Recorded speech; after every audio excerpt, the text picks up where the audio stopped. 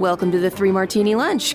Grab a stool next to Greg Columbus of Radio America and Jim Garrity of National Review.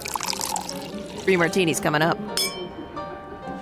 Really glad you're with us for the Wednesday edition of the Three Martini Lunch. We do have good, bad, and crazy martinis today, just not in the usual order. We're going to start with the bad, because for the most part, President Biden's first State of the Union address was reheated leftovers of his existing agenda, at least the things that haven't gotten done yet, which is a lot of it, thankfully.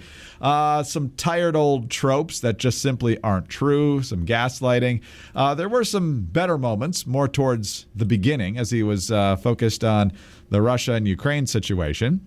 He, first of all, made this announcement as the latest efforts to hamper Russia's economy in punishment for invading Ukraine. Tonight, I'm announcing that we will join our allies in closing off American airspace to all Russian flights, further isolating Russia and adding additional squeeze on their economy. Speaking of flights, we talked yesterday, Jim, about fly zones and how some people want no-fly zones over Ukraine, monitored by NATO and even the U.S. Biden making clear that's not going to happen unless Russia goes beyond those borders into an actual NATO country. Our forces are not engaged and will not engage in the conflict with Russian forces in Ukraine.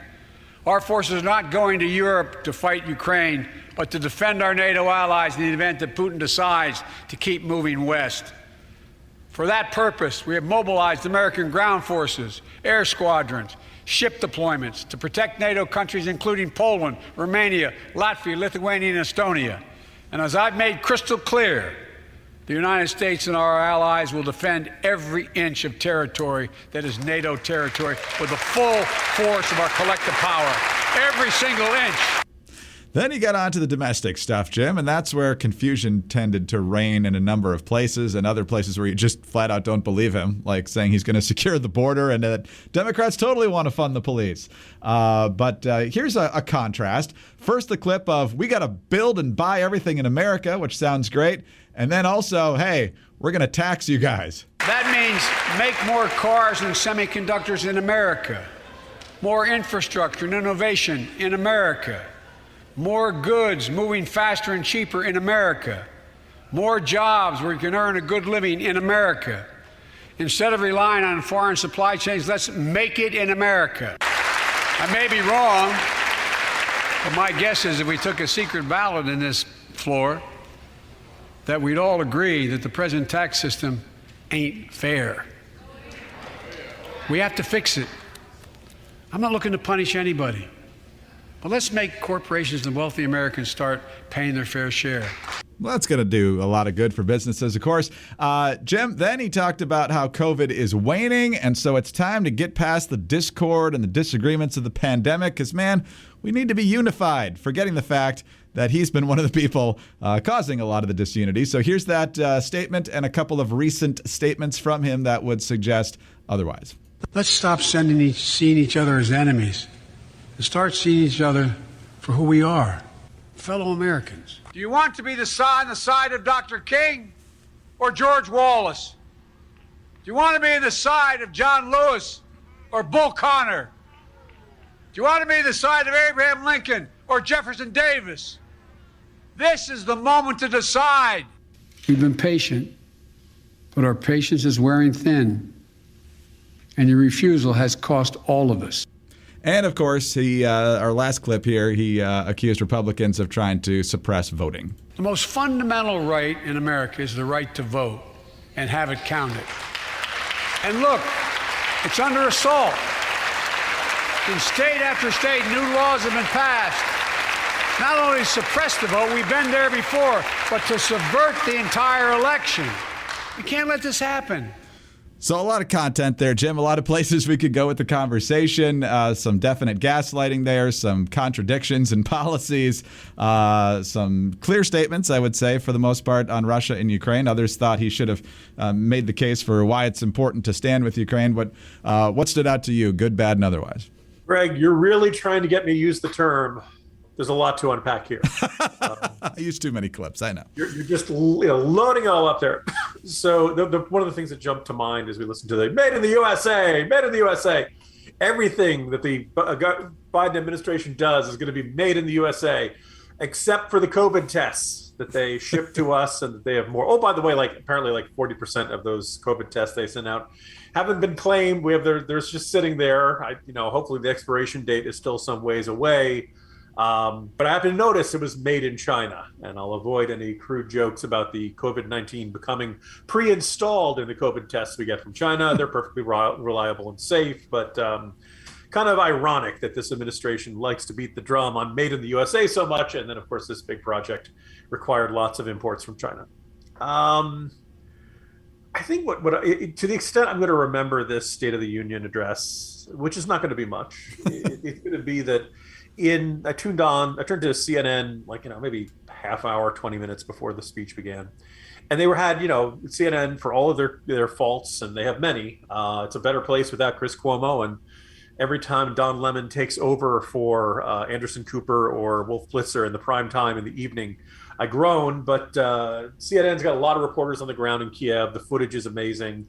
The interviews are amazing, and they're doing a good job. This is what CNN has always been best at, not giving you, not political shouting shows, but just live on the ground. Here's what's happening in this far off corner of the world.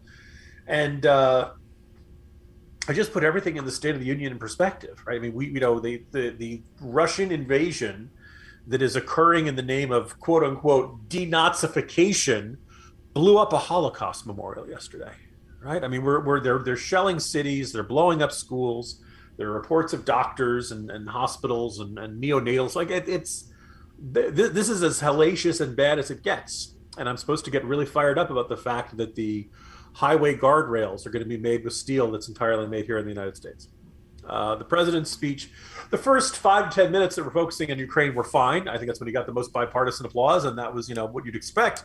And then he went back and gave exactly the same speech he was planning to give about 2 weeks ago. And you could just kind of see that there was a section about Ukraine that was tacked on in the beginning, maybe 10 minutes worth, because it was an hour and 10 minutes of a speech. It was far too long. Biden is not a stirring orator, and it just felt like the State of the Union always sounds like a laundry list. Last night felt particularly like a bad laundry list of legislative proposals that we all know are going nowhere. And nothing has changed. Joe Manchin still feels the way he does. Kyrsten Sinema still feels the way he does. The balance of power in the Senate and the House is the same. Nothing has changed from a couple months ago. It was a truly pointless speech. It will be quickly forgotten, and it just seemed small in light of the serious events happening halfway around the world. Do we see a Democratic argument, particularly on the post-pandemic, if we're actually at that point now, unity pitch here? Or is the way that his administration and others acted towards people who disagreed with them going to linger? I mean, how well will that be remembered? I kind of feel like if the irony is, as we laid out, this was a presidency that was in, deep doo-doo as of a few weeks ago. Biden is not changing the poll numbers. His approval rating is still very low. All the berating in the world isn't going to change the mind of Manchin. He's in bad spot. So along comes this really, I don't want to say unprecedented, but really rare, large-scale foreign policy challenge.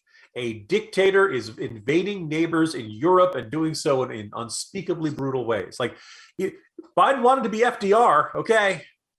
Here's your FDR moment. I hear you. But if you're going to do that, you got to lead into that. You have to basically put aside all of your usual, and we're going to do gun control and all the other kind of stuff that has been tried and been rejected and is going nowhere. So there really was an opportunity for him to hit the reset button, no pun intended, dealing with Russia, on his entire presidency last night, and he chose not to do it. And I think it demonstrates a certain amount of lack of nimbleness and a lack of creativity around the team, both in Biden and who, we didn't have high expectations to begin with, but also with the team around him, most notably Prime Minister Ron Klain.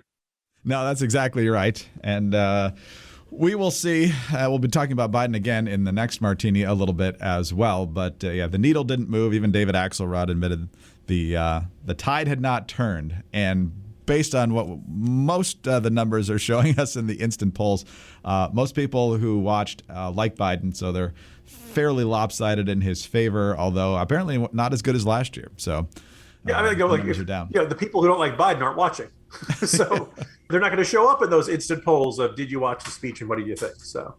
All right. Well, if you're frustrated with not a lot of action at the border and Biden trotting out his same old list of terrible ideas that thankfully haven't gotten enacted into law so far, but you're worried about that and what's going on in Ukraine, and your own life has a lot of different twists and turns as well, of course. So is your mind sprinting? Has it been doing that for years on end now, leaving trails of stress, anxiety, and fatigue that might be eroding your mental health a little bit? Well, if that sounds like you, then it might be time to adopt some small daily practices that will have a huge impact on your long-term happiness and well-being. And it's easy to learn with Headspace. We all say, we're doing fine, when we don't mean it. But fine isn't really an emotion, now is it? How many times have you told yourself, I'm doing fine, when you've really felt anger or sadness or just on edge? Headspace is scientifically proven to help you manage your feelings and your mental health.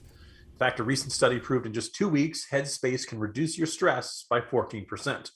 Whether you want to relieve stress and anxiety or sleep better or just improve your focus, Headspace is your everyday dose of mindfulness for real life. And as we've said many times, our executives here at Radio America have pointed out that a number of different hosts have used Headspace. It's just a quick app for the most part, 5-10 minutes, just to kind of reset your day a little bit, and gives you better focus, better sleep. They say that many of our hosts have seen excellent results as a result of Headspace. And so, however you're feeling, try Headspace at headspace.com/martini and get 1 month free of their entire mindfulness library. This is the best Headspace offer available, so go to headspace.com/martini today. Again, headspace.com/martini. All right, Jim, one of the things that Biden spent a curiously small amount of time on in the State of the Union address last night was our energy situation, both from an economic situation as well as from a national security standpoint. Because, as I think Steve Scalise pointed out yesterday, we are spending $700 million a day importing oil from Russia, about 600,000 barrels per day. Now, there are some administration officials say that it's on the table to address that, reduce that, maybe even eliminate it if that's possible. But to this point, that has not happened. Biden's still sticking with his anti-fossil fuel strategies. Meanwhile, over at the trading for crude oil today, it got as high as about $112.50. As we're speaking right now, around noon Eastern, it's $108.33. But of course, it's always fluctuating. So it went north of $100 a barrel, I believe, yesterday, the day before, Jim. So the fact that he's still dragging his feet on this energy agenda, and I know we've talked about this in Martinis already this week, truly insane. Yeah, and this is what I mean about the lack of nimbleness and flexibility and adaptability in this administration. Like, looking at this situation, they're headed towards an absolutely disastrous midterm election at this point. Red wave, red tsunami, whichever metaphor you prefer. And if you're Biden, you have a chance. This is one of those things where, like, if you want to say, the Greens would be disappointed if you said, yep, we're going to expand the leases. We're going to make it easier to frack. We're going to expand U.S. domestic oil and natural gas production here at home. The Greens would be upset, but lots of other people would prefer it. It would send a pretty clear message to the rest of the markets, and you might actually reduce gas. Or at minimum, no one would be able to say gas prices are unbelievably expensive and Biden is doing nothing. Biden isn't saying, well, the answer to high gas prices is to go, or right now he's effectively saying, go buy an electric car. Of course, maybe those electric cars are pretty expensive these days. And he's like, all these plans that are going to kick in far down the road. Oh, we're also releasing more money from the Strategic Petroleum Reserve. If you've been listening to this podcast, I think went down about a dime or so for a few weeks and then went right back up again. It is not an effective tool. It's a temporary short-term measure. And when gas is, I think it was regular by me, it was around $3.50. If you wanted premium or super premium, it was well past $4 a gallon. God help you if you're in California. This was a chance Biden had to pivot. This was a chance where he could have said, all right, I really want to reduce our carbon emissions. Oh, by the way, he could have pitched for nuclear power, but we know the Greens won't allow him to do that either. And it just is in this utterly frustrating, situation. No, he couldn't give up on this, which means he's staying on a path that's not working, and he's waiting for it to just magically turn around, which is kind of his approach to a whole bunch of issues related to inflation, which he also insisted was temporary and nobody figured it was going to be sustained and things like that. So we have a calcified old man as president who's charted his course. He's not going to deviate. And even in tons of evidence that it's not working and making things worse, he will not adapt. And it's just utterly frustrating, Greg. It's very frustrating. Good on Joe Manchin for also pointing out that we need to end dependence on Russian energy and get back to domestic energy production. Even if you think renewables are the future, and there's reason to debate that, we're not there yet. There's no way to produce the capacity and the amount of energy we need at a reliable rate at a price that we can afford, other than the way we have been doing it. You've got to have this at least as a bridge, if not as a reality check going forward. So the fact that Biden and most of the Democrats don't want to acknowledge that is very, very frustrating. In fact, AOC and Rashida Tlaib, because, of course, everybody, as you pointed out yesterday on Twitter, has a State of the Union response now, disappointed that Biden didn't go further in their direction. They, of course, want to pretty much ban fossil fuels immediately. But, Jim, there is something fantastic that we can talk about here. And the left wants to kind of ban this, too, because they think this is adding to the climate crisis. And that is the fantastic meat available at Omaha Steaks. I still remember getting my first package of Omaha Steaks as congratulations for our oldest daughter being born a number of years ago. I was not only grateful for the gift, I was surprised how great they were. I'd heard of Omaha Steaks before. I figured, they ship them across the country. They're probably pretty good. They are phenomenal. Omaha Steaks makes it easy to stock up on all your favorites. And look, the weather's getting warmer. You're probably going to clean the grill soon and start cooking out. March Madness is around the corner. I'd say opening day, but not so much. Visit omahasteaks.com and enter Martini in the search bar and order the Omaha Steaks sampler today. You'll save over 50%, plus you'll get 12 Omaha Steaks burgers for free with your order. This package has it all, from the butcher-cut filet mignons to the caramel apple tartlets, and everything they've got there, from their steaks to their burgers to their franks to their meatballs. It's all fantastic. Honestly, there is a reason why Omaha Steaks has been the leader of gourmet steaks and food since 1917. No one comes close to matching the flavor, tenderness, and value of Omaha Steaks. Visit omahasteaks.com and type Martini in the search bar to take advantage of this exclusive package. Every order is backed by their 100% satisfaction guarantee and delivered safely to your doorstep. omahasteaks.com, keyword Martini. And don't forget, when you use the keyword Martini, you get 12 free burgers with your order. All right, Jim, we said yesterday, grim news for the most part in Ukraine, and that's still the case on a number of fronts. The EU has somehow completely flopped in their promise to give fighter jets to Ukraine. That's a whole different story. The Russian convoy seems to have slowed down a bit, but they do believe that within a week, most likely, Kiev will kind of be choked off, and within a month, things could be really, really dire there. But we do have some good news, because remember that Putin ordered his special hit squad, an elite group of Chechens that he had in Africa for some reason, over to Ukraine to take out Volodymyr Zelenesky, the president, and a whole list of other people. But that has not succeeded, to put it mildly. According to reports, Oleksiy Danilov, Secretary of the National Security and Defense Council, said an elite group of Chechens had arrived in Kiev to kill the Ukrainian president. He said they were in 2 units, one of which was captured, while the other was under fire from Ukrainian forces. And he told Ukrainian television the Chechen units, which, quote, came to kill our president, had been eliminated.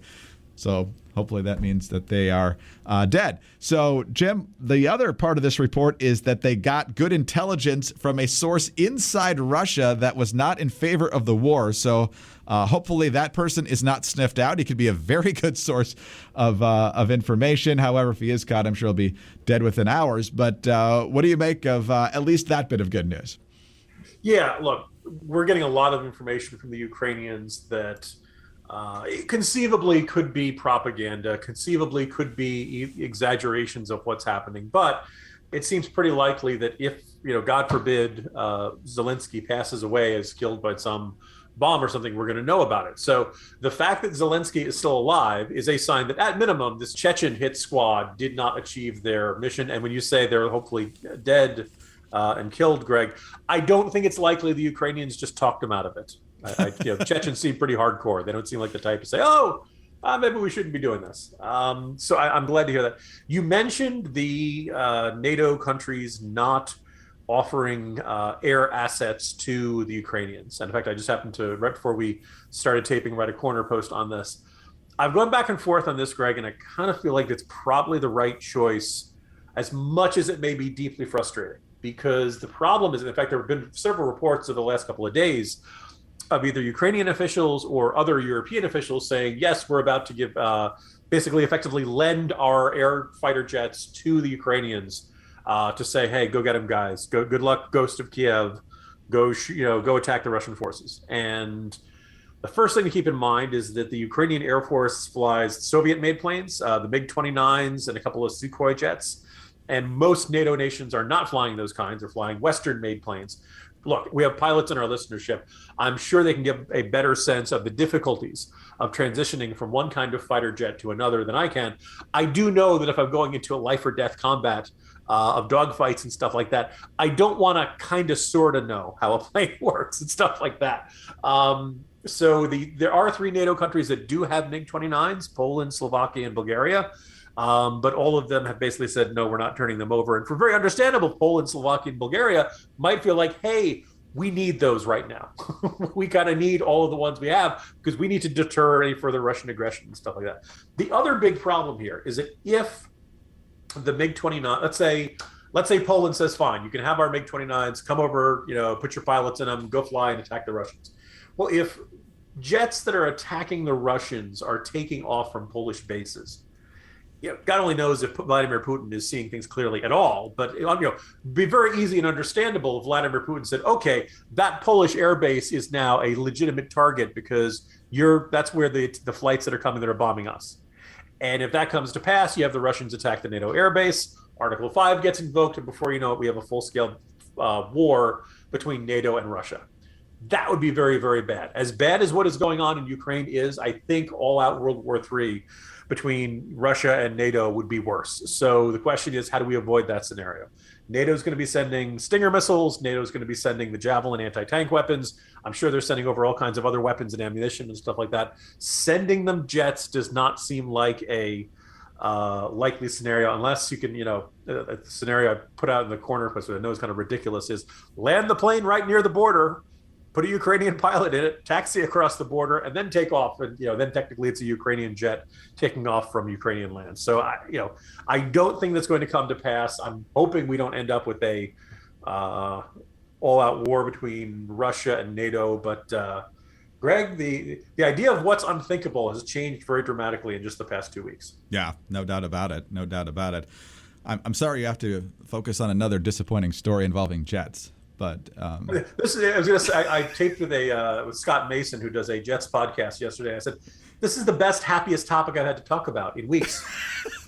It wasn't this. It was Omicron. It was COVID-19. It was lab leaks. It was Afghanistan. Yeah, 4-13. That's good news from where I sit.